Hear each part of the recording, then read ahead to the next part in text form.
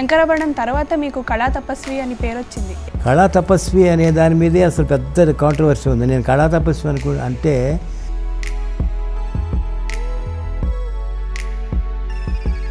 Sir, మీ కథలకి ఆర్టిస్టులని మీరే ఎంచుకుంటారా sir, లేకపోతే ఎవరైనా మిమ్మల్ని రిక్వెస్ట్ చేస్తే వాళ్ళని అలా తీసుకోవడం జరుగుతుంటుంది? ఈ సంగతి చెప్పాను కూడా చాలాసార్లు. నేను మనకి చిరంజీవి గారు డేట్స్ ఇస్తున్నారండి, చిరంజీవి గారి మీద బేస్ చేసి కథ చేయాలి.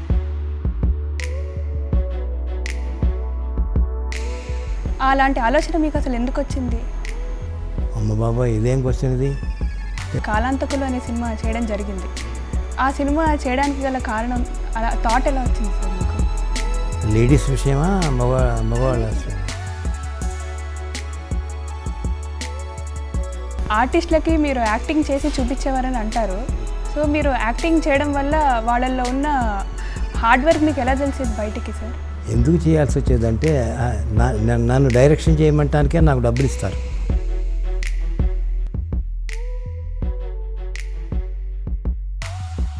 సార్, ఇప్పుడు మీరు మళ్ళీ చిత్రం తీయాల్సి వస్తే అది ఏ తరహాలో ఉంటుంది సార్? డైరెక్టర్ అనగానే మనకేమనిపిస్తుంది అంటే ఏదో మనకు పెద్ద ప్రమోషన్ వచ్చినట్టుగా ఫీల్ అవుతాం కదా జనరల్గా. సార్, మీ చిత్రాలలో సనాతన సాంప్రదాయాలకి మీరు పెద్దపీట వేయడం జరుగుతుంది. ఏమీ లేదమ్మా, నేను కూర్చోవటమే పెద్దపీట మీద కూర్చున్నా చాలా చిన్న వయసులో నుంచి.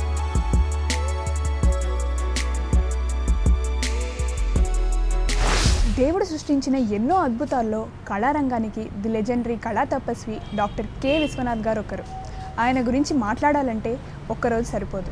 ఎందుకంటే మహానుభావుల గురించి మనం ఎంత మాట్లాడినా ఎంత చెప్పుకున్నా తక్కువే. కాబట్టి కళలపై ఆయనకున్న మక్కువ ఆయన తీసిన చిత్రాలను చూస్తే మనకు అర్థమవుతుంది. అంతేకాకుండా ఆయన ఎన్నో సందేశాత్మక చిత్రాలను తీయడం కూడా జరిగింది. రీసెంట్గా ఆయనకి దాదాసాహెబ్ ఫాల్కే అవార్డు రావడం జరిగింది.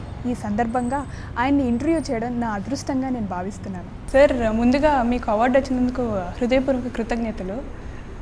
సార్, మీరు ఈ అవార్డు తీసుకున్నందుకు చాలామంది చాలా ఆనందిస్తున్నారు. సో మీ ఈ పాజిటివ్ ఎనర్జీ మళ్ళీ మీకు ఏదైనా చిత్రం తీయాలని థాట్ తెచ్చిందా? లేదమ్మా, అవార్డు వచ్చిందని తెలిసిన ముందర కూడా నాకు మంచి ఎనర్జీ ఉంది. అవార్డు వచ్చిన తర్వాత కొత్తగా మారలే. ఇప్పుడు అవార్డు రాగానే that may give a moral Boost. ఒక మోరల్ బూస్ట్ ఉంటుంది. అదే మన చిత్రాలన్నిటికీ అందరూ వాళ్ళు గుర్తించి మనకు అవార్డు ఇచ్చారని ఒక తృప్తి, ఆనందం ఉంటుంది తప్ప దబ్బుకొని ఒక ఎనర్జీ వచ్చేసి మళ్ళీ 2 kgs పెరిగి అవన్నీ ఏం జరగదు. మొరేల్ పెరుగుతుంది, నా నైతిక బలం పెరుగుతుంది, స్పిరిచువల్ స్ట్రెంగ్త్ పెరుగుతుంది. అది చేస్తామా చేయమా, దాన్ని ఎలా ఉపయోగించుకుంటాం, ఇది ఇచ్చినటువంటి ఈ స్ట్రెంగ్త్ అని దట్స్ డిఫరెంట్. శంకరాభరణం చిత్రానికి ముందు మీరు డైరెక్ట్ చేసిన సినిమాల గురించి ఎవరు ఎక్కువగా మాట్లాడేవారు కాదు. శంకరాభరణం తర్వాత మీకు కళా తపస్వి అని పేరు వచ్చింది. ఎందుకంటారు సార్? కళా తపస్వి అనే దాని మీదే అసలు పెద్ద కాంట్రవర్సీ ఉంది. నేను కళా తపస్వి అంటే ఏదో వీడు చాలా తపస్సు చేస్తూ వీడు గడ్డాలు మీసాలు పెంచేసుకుని పుట్టలు పెంచుకుని చుట్టూ చేసేవాడేమో వాడిని అట్ట అంటారేమో కళా తపస్వి అని అనుకునేవాడిని. అది కాదు అసలు అర్థం. ఏ విషయం మీద అయినా సరే ఎవడు తపన పడతాడో వాడిని కళా తపస్వి అంటారు. తపస్వి అంటారు ముందర.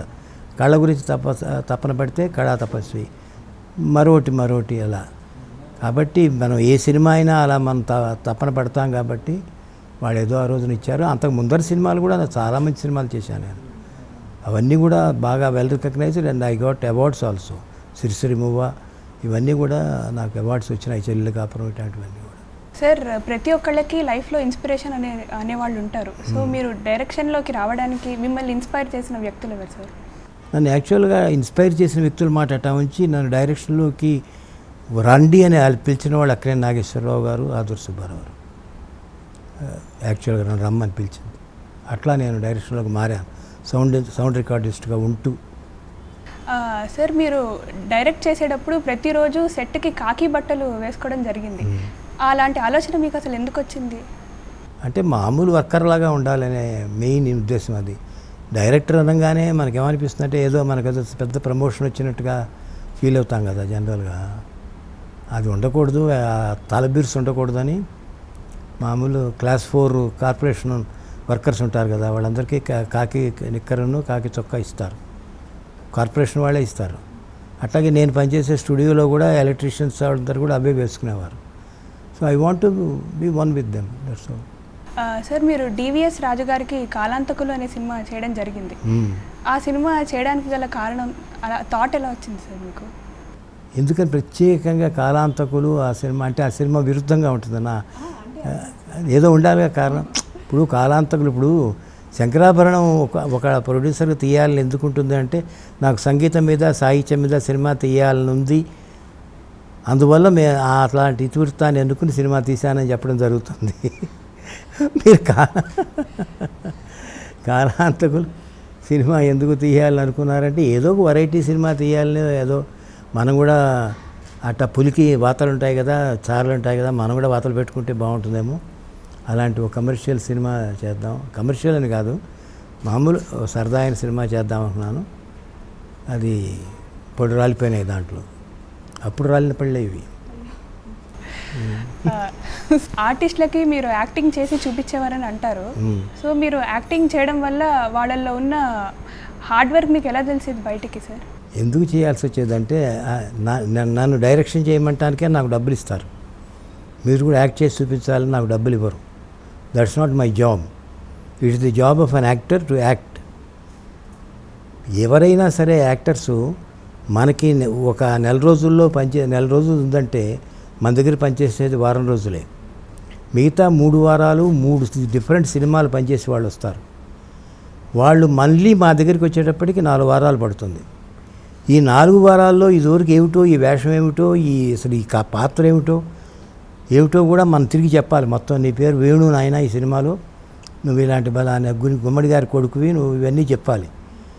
చెప్పినప్పుడు మొత్తం అతన్ని అంత రిఫ్రెష్ చేయాల్సి వచ్చినప్పుడు, ఒక్కొక్కప్పుడు ఈ పర్టికులర్ సిచ్యుయేషన్లో ప్రీవియస్గా ఈ ప్రీవియస్ సీన్లో అతను ఏం చేశాడో ఆ కంటిన్యూషన్ ఇవాళ తీస్తున్నప్పుడు అతనికి అంత గుర్తుండడానికి ఛాన్స్ లేదు. Is not his mistake.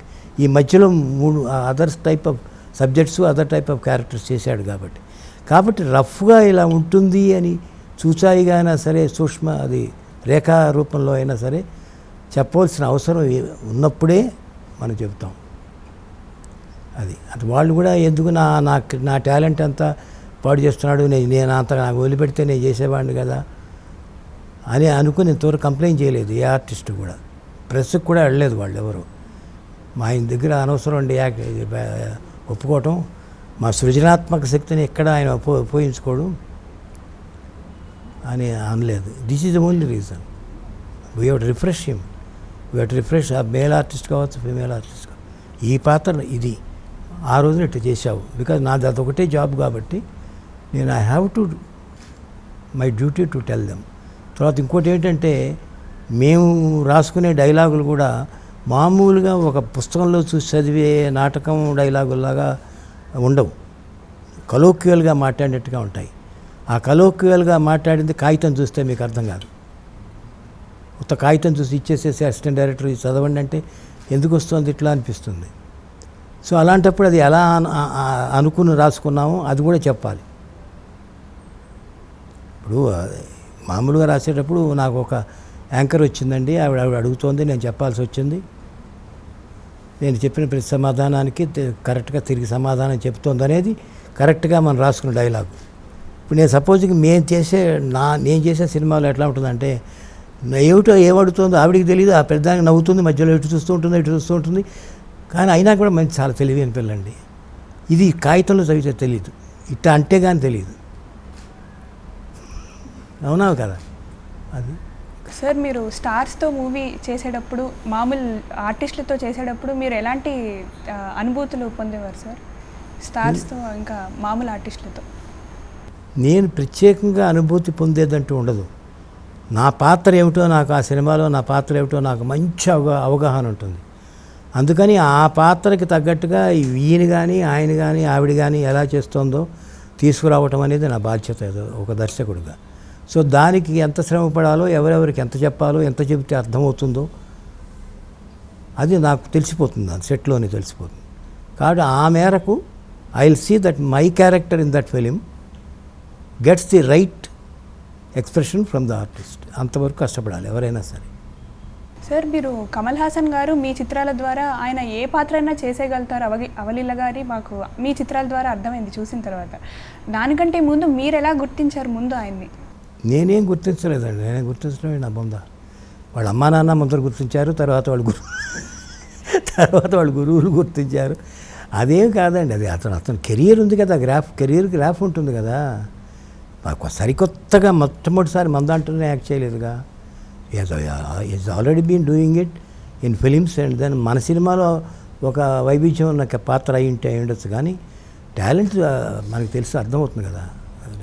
Sir ఇప్పుడు మీరు మళ్ళీ చిత్రం తీయాల్సి వస్తే అది ఏ తరహాలో ఉంటుంది సార్? నా తరహాలోనే ఉంటుంది. పూర్ణోదయ అధినేత ఏడిది నాగేశ్వరరావు గారితో మీరు 6 సినిమాలు చేయడం జరిగింది సార్. సో ఆయనతో మీకున్న రిలేషన్ ఎలాంటిది? ఆ రిలేషన్షిప్ ఇంకా కంటిన్యూ అవుతుందా కాబట్టి ఈ ప్రోగ్రామ్ అంతా వాళ్ళ అబ్బాయి చేస్తున్నాడు, నాకు చేసి పెడుతున్నాడు. లేకపోతే మరి అప్పుడే మర్చిపోయి ఉండేవాళ్ళం కదా. ఆయన మీలాగానే బొకే చెడిపోయి ఉండేవాడు, వాళ్ళ అబ్బాయి కాదు కదా. సార్ మీ చిత్రాలలో సనాతన సాంప్రదాయాలకి మీరు పెద్దపీట వేయడం జరుగుతుంది. సో దానికి గల కారణం నేను తెలుసుకోవాలనుకుంటున్నాను. ఏమీ లేదమ్మా, నేను కూర్చోవటమే పెద్దపీట మీద కూర్చున్నా చాలా చిన్న వయసులోంచి. సాంప్రదాయం అనే పీట మీదే కూర్చున్నాను. అక్కడే నా చదువు నేర్చుకున్నాను, అక్కడే కూర్చుని భోంచేసేవాడిని, అక్కడే తిరిగేవాడిని, పెరిగాను. కాబట్టి నాకు ఆ సాంప్రదాయాలు వంట పట్టడం అనేది పెద్ద కొత్తగా ఏం కాదు. అలాంటి కుటుంబంలో నుంచి వచ్చాం కాబట్టి. And I have respect for them.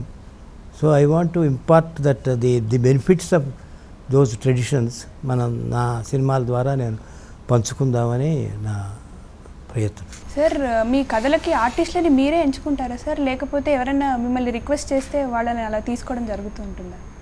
ఏమీ లేదండి, అది మొదట్లో కథని బట్టి ఒక్కప్పుడు ఆర్టిస్టులు అనుకుంటాం. శుభోదయం తీస్తుంటే చంద్రమోహన్ అనుకుంటాను, బికాజ్ కథ అప్పటి వరకు ఎవరి మీద ఆధారపడదు. ఇది సంగతి చెప్పాను కూడా చాలాసార్లు నేను. మనకి చిరంజీవి గారు డేట్స్ ఇస్తున్నారండి, చిరంజీవి గారి మీద బేస్ చేసి కథ చేయాలంటే చిరంజీవి మీదే ఆధారపడి అతని చుట్టూ తిరిగే కథే ఆలోచిస్తాం. కమల్ హాసన్ రెడీగా ఉన్నాడంటే కమల్ హాసన్ మీద అట్లా కథని బట్టి ఒక్కప్పుడు ఆర్టిస్టులు అవుతారు, ఒక్కప్పుడు ఆర్టిస్టులను బట్టి కథ అవుతుంది. ఈ రెండు పాసిబిలిటీ. సార్ ఇప్పుడు వస్తున్న డైరెక్టర్లకి మీరు ఇచ్చే సూచన ఏమిటి, సలహా ఏమిటి, ఏమైనా ఉందా? ఏమి ఉండదమ్మా, ఏమి ఉండదు. అవన్నీ ఊరికనే మామూలు ఒక రొటీన్ క్వశ్చన్స్. కానీ ఏదో మీరు అది ఇంకా జీవితంలో కొన్ని సత్యాలు కొన్ని పద్ధతులకి ఒక మా తాతగారు ఏమైనా చెప్పబోతున్నాడా నాకు, ఎలా బతకాలరా నాన్న నువ్వు అని అంటే ఏమన్నా చెప్పటానికి ఉంటాయేమో. కానీ క్రియేటివ్ ఆర్ట్ అనే దాంట్లో ఈ సృజనాత్మకంగా ఉండేటువంటి ఈ ఆర్ట్లో ఏమీ ఉండవు. ఎవరి యొక్క పద్ధతి ప్రకారం ఎవరి ఎట్లా మైండ్ డిక్టేట్ చేస్తుందో ఆ ప్రకారంగా వాళ్ళు వెళ్ళిపోతున్నారు. వాళ్ళు కూడా సక్సెస్ చూపిస్తున్నారు. కాబట్టి ఇవాళ మన సలహా ఇవ్వడానికి ఏముండదు. మీ పని మీరు చేయండి అని చెప్పడం అనేది సలహా కాదు, అది ఆటోమేటిక్గా జరగవచ్చు. అంతకంటే మించి చెప్పకూడదు, చెప్పేది లేదు అసలు. సార్ కె విశ్వనాథ్ గారు మూర్తిభవించిన భారతీయత అంటే మీరు నమ్ముతారా? నమ్మాలి మరి. అందరూ ఏదో మేక కథలాగా వాడు ఎవడో ఆవును తీసుకెడుతుంటే ఇది మేకను తీసుకెడుతున్నావు అంటే మొదట నమ్మలేదట. 10 మంది మేకే కదా అంటే నిజంగా మేక అనుకున్నట్టుగా ఉంటుంది కథ ఇది. ఇప్పుడు 10 మంది మీరు బలానా అంటే నేను నమ్మి తీరాలి. భారతీయుడిని కాబట్టి భారతీయుడిగా ఉండటంలో తప్పే ఉంది. I'm not a foreigner. ఏమండి, ఐఎమ్ నాట్ ఏ ఫారినర్ కాదుగా నేను. So I'm N Indian basically. So మీరు మూర్తిభవించిన ఇండియన్ అనే మాట కొంచెం ఎక్స్ట్రా ఒక విశేషణం తప్పిస్తే నమ్మేది అందరూ మనం అదే చేస్తున్నాం. మనకి సో అనేక కారణాల వల్ల అనేక రకాలుగా ఉంటాం, కానీ all of us are Indians.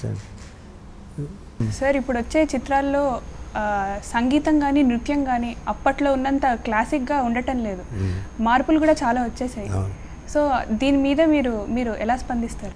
మార్పు సహజం, అది ఏది ఎవరికి ఇష్టమో అదే తయారు చేయడం జరుగుతుంది. కానీ అది ఇవాళ మనకి అది లేదు అని అనుకోవటానికి లేదు. దాని గురించి మనం బాధ కూడా పడగల. చేంజెస్ ఎట్టా వస్తున్నాయో మన నిజ జీవితంలో, దైనందిక జీవితంలో ఎలా మార్పులు, మన వేషం, భాష, కట్టు అన్నిట్లోనూ, బొట్టు అన్నిట్లోనూ ఎలా మార్పులు వస్తున్నాయో అలాగే ఈ కళల్లో కూడా, సినిమాల్లో కూడా మార్పులు రావటం సహజం. అది యాక్సెప్టబిలిటీ అన్యాక్సెప్టబిలిటీ అనేది అది వేరే సంగతి, that's a different aspect. So they are very natural, they are coming and they are accepted also some of them. Sir ఇప్పుడు కనుక ఎవరైనా ప్రొడ్యూసర్ మిమ్మల్ని అప్రోచ్ అయ్యి ఒక సినిమా మీరు చెయ్యాలి అంటే మీకు ఆ కథ నచ్చితే బాగా చేస్తారా సార్? అంటే ఒక క్యారెక్టర్ రోల్ కానీ లేకపోతే అదే డైరెక్ట్ చేయాలంటే డైరెక్షన్ చేయమని చెప్తే మీకు స్క్రిప్ట్ బాగా నచ్చితే మీరు చేస్తారా సార్? వచ్చారా ఎవరైనా? వస్తే నందో రాజా భవిష్యత్ చూద్దాం, రావాలి కదా. వచ్చిన రోజున అప్పుడు ఆలోచన, కొత్తగా ఇమాజినేషన్స్ ఎందుకు. చూశారు కదండి విశ్వనాథ్ గారు మనతో పంచుకున్న అనుభూతులు. ఇలాంటి మరిన్ని ఇంటర్వ్యూస్ కోసం సబ్స్క్రైబ్ చేసుకోండి ఇండియా గ్లిట్స్ తెలుగు ఛానల్ని. Hi, this is Mia here. To watch more interesting videos of India Glitz, subscribe to IG Telugu.